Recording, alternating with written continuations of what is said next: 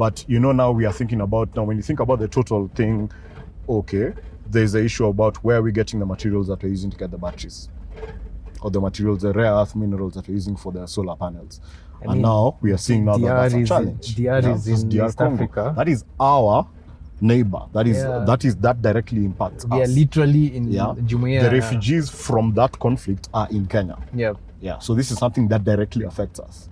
So in an ideal world, the fact that those minerals are available in Congo and we can manufacture in Kenya, then I think that's even a greater benefit from the environment, because we don't ship them across the world to get assembled and then ship them back here.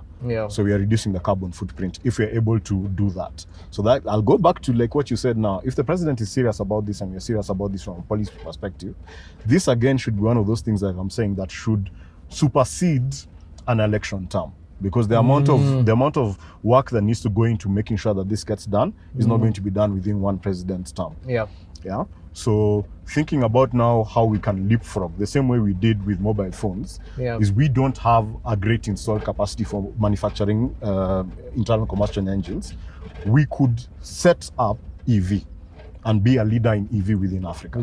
Considering now that if we're able to manufacture the batteries, because everything we need for the batteries is coming from Jumuiya. East African community, like it's within the same constant, so it's what are we doing to build that capacity? Are we setting up? We need to start thinking about it from the point of view of the curriculum in the schools. Do we have enough people doing science to do that? Do we have enough people doing engineering to be able to do that? Are we letting people come in with work permits to try and do some of that technology transfer? It could be the biggest thing in East Africa. I never thought of it like that. So I think we need to, not East Africa, we could be a leader for Africa. Because like when you think about our location, we're in the middle. We are 4 hours by flight from anywhere in the continent. In Africa, that's true. So, and when you start doing these things, we need to think in scale. So it could be Africa and beyond. So for it to work, it has to be locally done. I think we need to start thinking about that. It needs to be a long-term thing. We already have a fantastic power generation mix. So our impact on the environment when we're generating the power that we're needing to do the manufacturing is already low. So it's thinking about now, how are we setting those factories up, and how are we getting those skills to come into the country? So we might need to start thinking about like what the America does with the H1B. Can we start letting people come in?